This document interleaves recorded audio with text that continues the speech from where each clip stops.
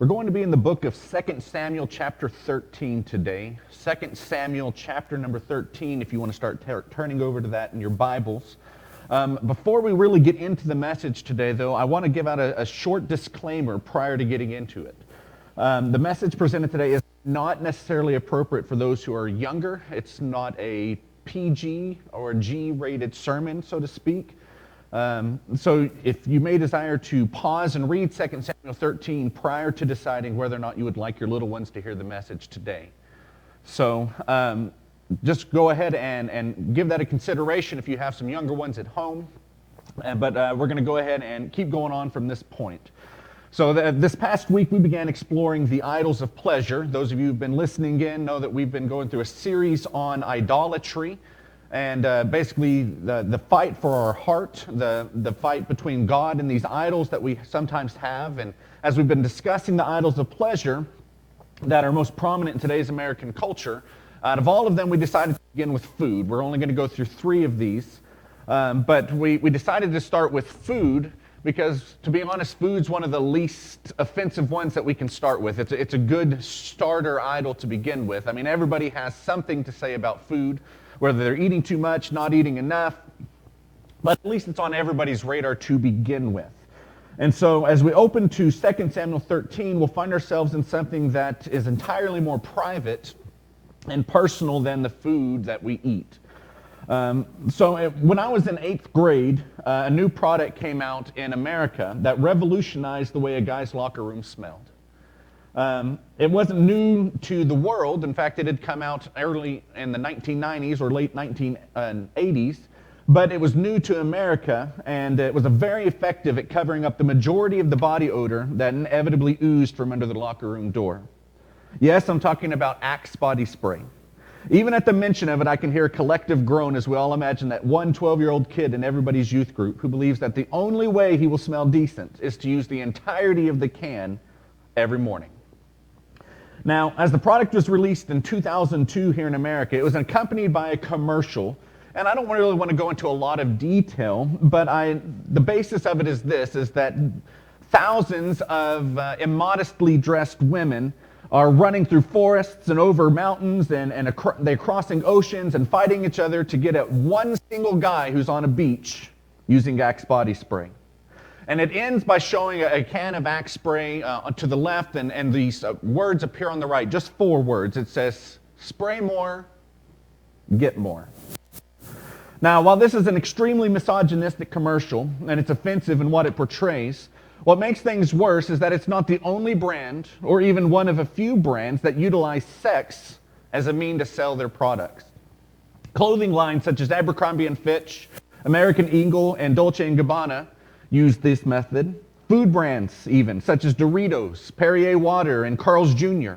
Just about most alcohol companies, GoDaddy.com, even PETA utilizes sex as a means to advertise their products and companies. Now, we've evolved as a nation that used to force people with an appetite for such things, with an appetite for porn and for sex to visit shady stores and back alleys in order to purchase their magazines and videos. And we've evolved into a nation that has it readily available on any device capable of connecting to the internet in the privacy and comfort of your own home or room. It seems that all new TV shows and movies have to provide at least a single scene, if not an entire plot, that is focused around the realm of sex. Our country that promoted abstinence till marriage forsook those ideals in pursuit of free love in the late 1800s and embraced said ideals in the 1960s and 70s. Which has pushed the envelope further to include homosexuality today, and will continue to push until any sexual act, regardless of how debased it is, will be acceptable and promoted. Mark my words right now, our children are the next target of the free love agenda. Sex is promoted and displayed on billboards across the country, in radio ads, on the internet, in schools, in books, and to some extent even in churches. As we look around today, it's easy to see that sex has become an idol of the American people and the rest of the world. Now, before we pursue this topic any further, I think it's very important to note up front, just as I did with food, that sex in and of itself is not a bad thing. I want to point out that it is actually God's idea. Sex was God's idea. Remember his command to Adam and Eve in the garden? Genesis chapter 1, verse 28. And God blessed them, and God said unto them, Be fruitful, and multiply, and replenish the earth, and subdue it, and have dominion over the fish of the sea, and over the fowl of the air, and over every living thing that moveth upon the earth. Be fruitful and multiply. When we move into chapter 2 of Genesis, we find that as God created Eve, he gave very specific details regarding their union. Genesis chapter 2, verse 24. Therefore shall a man leave his father and his mother, and shall cleave unto his wife, and they shall be one flesh. It's interesting that one of the Hebrew words used for sex is translated to mean a mingling of the souls.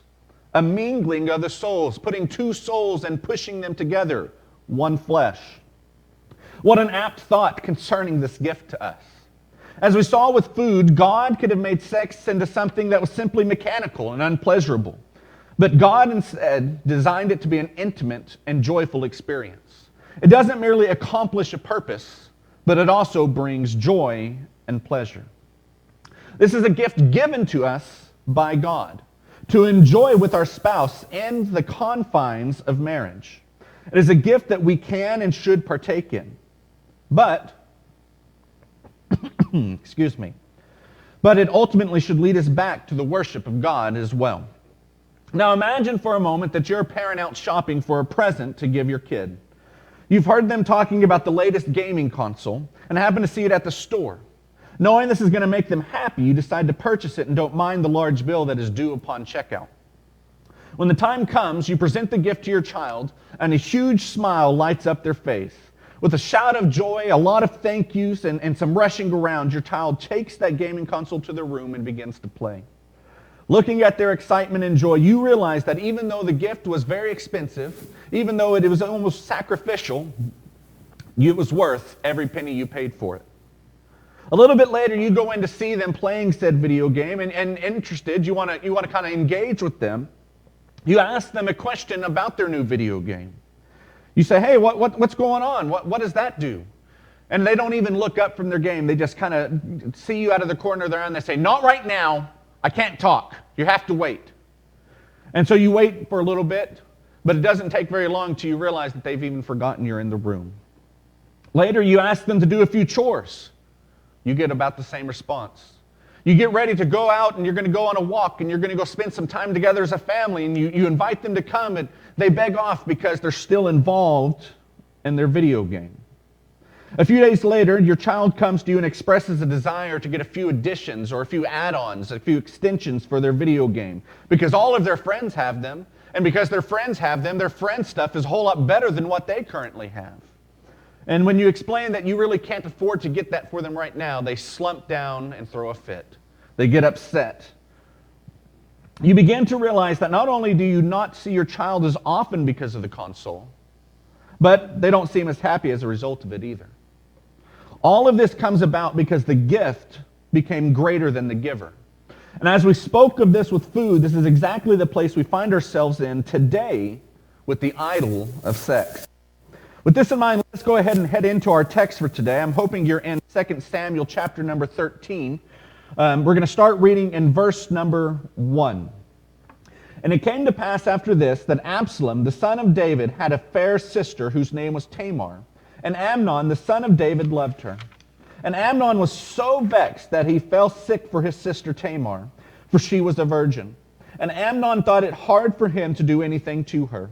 But Amnon had a friend, whose name was Jonadab, the son of Shemaiah, David's brother. And Jonadab was a very subtle man. And he said unto him, Why art thou, being the king's son, lean from day to day? Wilt thou not tell me? And Amnon said unto him, I love Tamar, my brother Absalom's sister. And Jonadab said unto him, Lay thee down on thy bed, and make thyself sick. And when thy father cometh to see thee, say unto him, I pray thee, let my sister Tamar come and give me meat, and dress the meat in my sight, that I may see it, and eat it at her hand. So Amnon lay down and made himself sick. And when the king was come to see him, Amnon said unto the king, I pray thee, let Tamar my sister come and make a couple of cakes in my sight, that I may eat at her hand. And then David sent home to Tamar, saying, Go now to thy brother Amnon's house, and dress him meat. So Tamar went to her brother Amnon's house, and he was laid down. And she took flour and kneaded it and made cakes in his sight, and did bake the cakes. And she took a pan and poured them out before him, but he refused to eat. And Amnon said, "Have out all the men from me." And they went out, every man from him. And Amnon said unto Tamar, "Bring the meat into the chamber, that I may eat of thine hand." And Tamar took the cakes which she had made, and brought them into the chamber to Amnon her brother. And when she had brought them unto him to eat, he took hold of her, and said unto her, "Come, lie with me, my sister." And she answered him, "Nay, my brother, do not force me, for no such thing ought to be done in Israel. Do not thou this folly. And I, whither shall I cause my shame to go? And as for thee, thou shalt be as one of the fools in Israel. Now therefore, I pray thee, speak unto the king, for he will not withhold me from thee." Howbeit, he would not hearken unto her voice, but being stronger than she, forced her, and lay with her. Then Amnon hated her exceedingly, so that the hatred wherewith he had hated her was greater than the love wherewith he had loved her. And Amnon said unto her, "Arise, be gone." And she said unto him, there is no cause. This evil in sending me away is greater than the other that thou didst unto me. But he would not hearken unto her. Then he called his servant that ministered unto him, and said, "Put now this woman out from me, and bolt the door after her." And she had a garment of diverse colors upon her, for with such robes were the king's daughters that were virgins apparelled. Then his servant brought her out, and bolted the door after her. And Tamar put ashes on her head, and rent her garment of diverse colors that was on her, and laid her hand on her head, and went on crying. Wow. What a story. What a tragedy. Amnon looks upon his half-sister and finds her very attractive in verse 1. In fact, verse 1 says this, "And Amnon the son of David loved her." It's interesting because the Hebrew word used here can be translated to mean he had an appetite. He had an appetite. He desired his sister, his half-sister Tamar. And so as he looked upon her, it says that in verse number 2 that he was so vexed that he fell sick for his sister. His appetite came such that he became physically sick, physically ill. It affected his physical appearance because of the way that he felt for his sister. What a change that took place between these first two verses. As he longed for his half-sister, he began to think about her more and more and more, often to the point where it turned into a place where it was an obsession. And this obsession drove him to great lengths in order to try and fulfill his desire. This is when he met with his friend Jonadab. And despite the wicked advice that Jonadab gives him, because of the strength and the urgency of Amnon's obsession, he thinks that it's a good idea. Now, I don't need to go into the details of everything that we just read, but we know what the end result was. Amnon raped his sister. Immediately following this sin, Amnon's lust for his sister turns into something malevolent. The Bible says that he hated her more than he had loved her. Utilizing that same translation, that same definition of that word love, he hated her more than he obsessed over her. And with a coldness of heart and a solidness of soul, he told her to pack up and get out. Now, for those of you who have read this passage and knew the story, have you ever considered what the cause of this change of heart was? Why would he go from an absolute obsession over his half-sister to an utter hatred of her?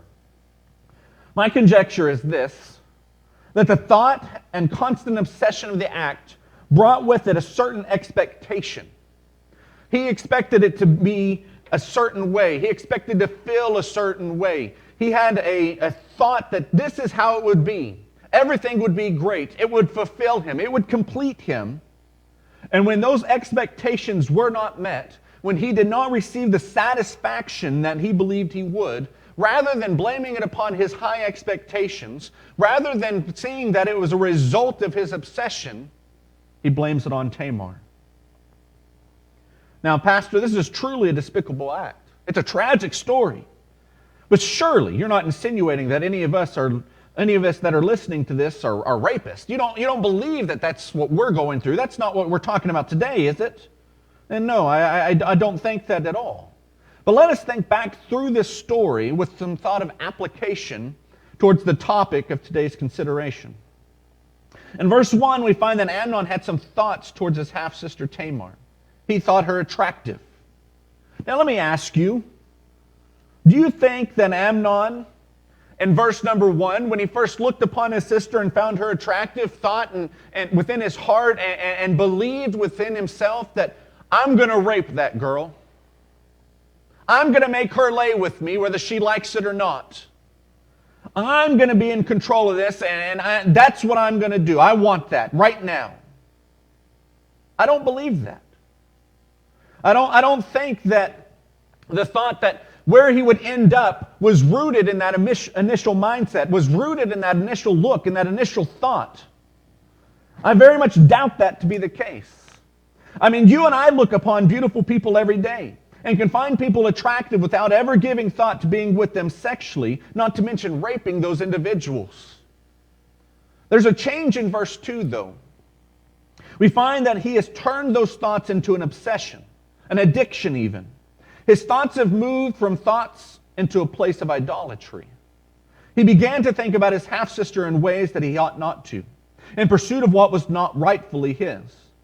The change that happens between verse number 1 and verse number 2 is that his thoughts and the motive of his heart concerning Tamar have turned into an obsession. They've turned into an idol. And Amnon worshipped at the feet of this idol. It required more and more of him to remain in worship of that idol. It's one thing to call him to worship, but the longer he began to worship, the more it began to take from him. And this is the first application of the story to the idols of sex in our current society today. I have to ask you, has the pursuit of sexual pleasure become an obsession to you? Is it the subject of your first thought in the morning and your last thought at night? Does the thought of it consume you at work, at home, even at church? Would you risk your career or marriage over it? Is it the biggest fight and discussions in your marriage? Listen, the idol of sex always requires obsession on your part. If you're going to worship the idol of sex, this idol of pleasure through sex, it will require an obsessiveness from you. It will always call you to a deeper level of depravity and shame. And what starts as a curiosity turns into an addiction. Do you realize that America spends more on pornography than professional baseball, basketball, and football combined? Last year, pornography grossed more than ABC, NBC, CBS, and Fox combined as well. Pornography is an addiction in America. But let us be honest. Pornography is just a gateway into deeper sexual sin and idolatry. It's the doorway that multitudes of teens are stepping into every single year. They start by looking at just a few simple images. It might just pop up across their browser. It might just pop up on TV, or might be rooted into some of their television shows or movies that you're watching as a family. But before long, those few simple images start to consume them, and they began to think differently about the teenagers and the people around them. And it isn't too long after that that they're pressuring each other and participating in intercourse before they even graduate high school. It doesn't stop there, though. Without the parental constraints, they're engaging in open relationships as soon as they get to college. Having gone through these phases, they get married, and they think, I found the one. I'm not going to have to search anymore. I'm not going to go anywhere else. So now I can do this the right way. I'm married, and I don't have to look for it anywhere else. And they think the sexual world they were living in is over, and they're free from that lifestyle. But the acts of their past put pressure on their current relationships. And many times the idol of sex forces them to lay their families upon the altar as they seek more satisfaction. Understand that using pornography is not simply looking at pictures. It's not just harmless entertainment that doesn't hurt anybody else but you. Looking at pornography is a form of worship. It's the laying of our souls on an altar before a God who only wants to consume us. You're giving your heart to this God, and as everything in life flows from the heart, it will eventually cost you everything to continue your pursuit of it. I want to move to the end of the story in 2 Samuel chapter 13 to find our second point of application. And it's derived from this thought that right after Amnon lies with Tamar, he begins to hate her. That lack of satisfaction rises up. He can't see to satisfy his longings, and so he thrusts her forth. Tamar, of course, is very upset, as any woman would have the right to be, and any man for that matter as well.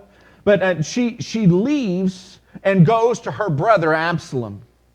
The Bible records his response to the whole ordeal. Let's go down a little bit further in the passage to verses number 21 through 23. But when King David heard of all these things, he was very wroth. And Absalom spake unto his brother Amnon, neither good nor bad. For Absalom hated Amnon, because he had forced his sister Tamar.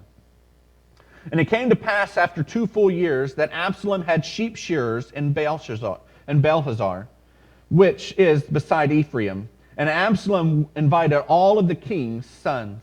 Go ahead and skip down to verse number 26. Then said Absalom, If not, I pray thee, let my brother Amnon go with us. And the king said unto him, Why should he go with thee? But Absalom pressed him that he let Amnon and all the king's sons go with him. Now Absalom had commanded his servants, saying, Mark ye now when Amnon's heart is merry with wine, and when I say unto you, Smite Amnon, then kill him. Fear not, have not I commanded you? Be courageous, be valiant. And the servants of Absalom did unto Amnon as Absalom had commanded. Then all the king's sons arose, and every man gat him upon his mule, and fled. Absalom hates his brother from that point forward. And though it takes him a full 2 years, he finds the perfect opportunity to enact his revenge upon Amnon for the raping of his sister Tamar. Absalom pulls Amnon into the wilderness, gets him good and drunk, and then utilizes his servants to kill him. Now I wonder, do you think that if Amnon had known what all of this would have cost him, that he still would have pursued his course? Had he been able to place the moment of pleasure on one side and all of the collateral damage that it would cause and be as a result of it on the other side, would he have still done it? I don't know. And I don't think it's a question we can ever answer. But it does bring up some more questions. Why hadn't his lust included all of that in his head? Why had it all been just such a lie? Why was the bill so much more than what he could pay? It was because it didn't care about Amnon. It only consumed him. Whenever our lust, whenever the idol of sex drives us, it promises things that it cannot deliver. And it gets to the point because of our reckless pursuit of the idol of sex that we are willing to put everything on the altar for that. I know of people that I graduated college with whose marriages have been wrecked. They're in the midst of divorce right now simply because one or both of them worshiped the idol of sex. And because they were unwilling to walk away from that idol, because they were unwilling to put God on the throne, because they were unwilling to put their family above their own pleasure, they're now divorced.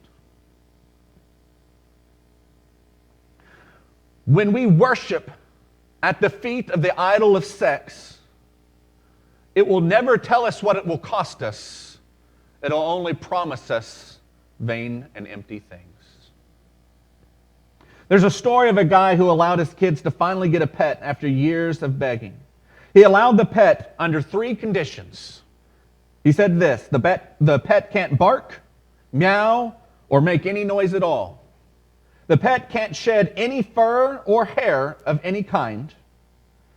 And the pet had to cost less than $5. I'll be honest, I kind of like his rules. The pet they were able to purchase with these constraints ended up being a goldfish. They took the fish home and their kids named it Nemo. They were eager to play with the fish, but it's a fish. And let's be honest, there's just not a whole lot you can do with a fish. You can't take it for a walk. You can't teach it to fetch. You can't play with it. But you know what you can do with a fish that you can't do with many other animals? You can swim with a fish. And so they took a trip to a swimming pool with Nemo in a glass cup at the edge of the pool. And while they were splashing in the water, they noticed that Nemo was watching them very intently. The kids figured that Nemo wanted to swim with them. Of course, the dad said, no.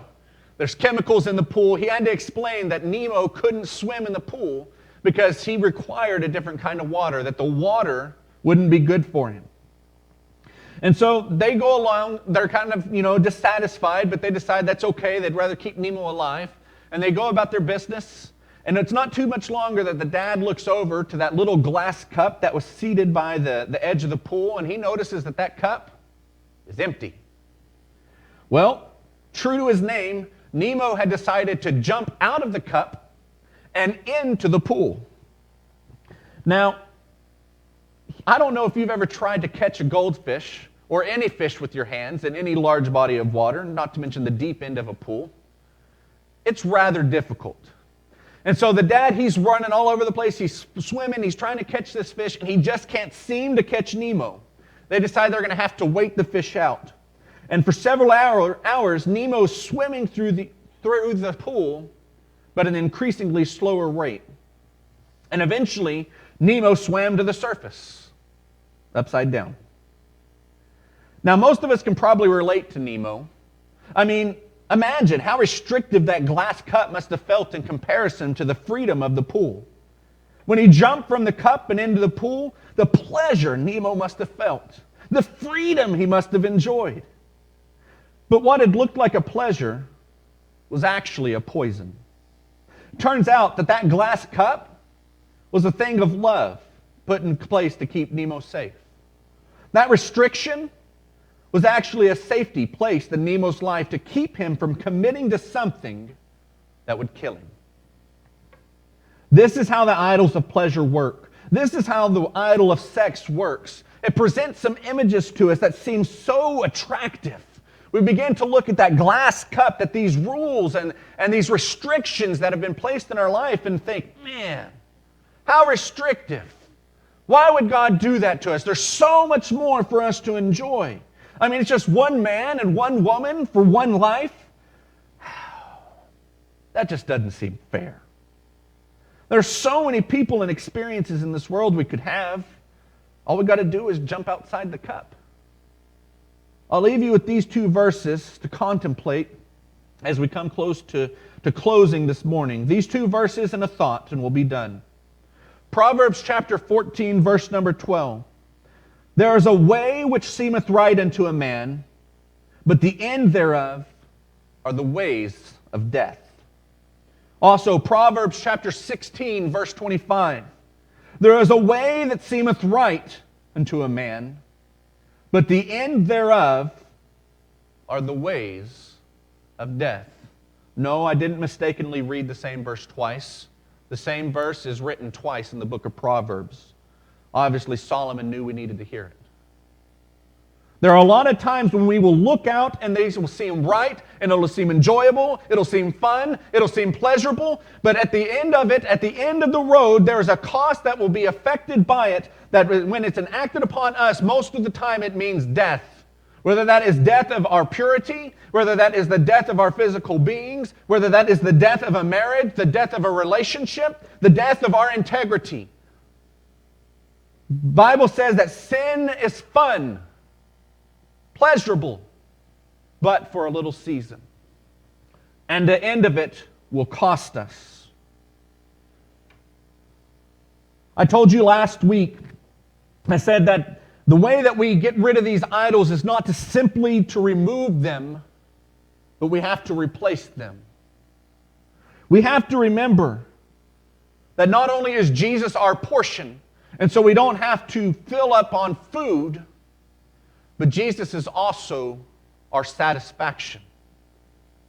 When he died on the cross, he said, "Te telestai," it is finished, the debt is paid, it is satisfied. When we come to Christ, we will find rest and assurance and enjoyment and satisfaction in him. I'm going to tell you right now, the idol of sex, its promise of satisfaction, of eternal bliss and enjoyment, it's a liar. But God says that God is not a liar. He cannot lie, it says in James chapter 1. Won't you replace that idol of sex, that idol of pleasure, with Him, and truly see what true satisfaction feels like?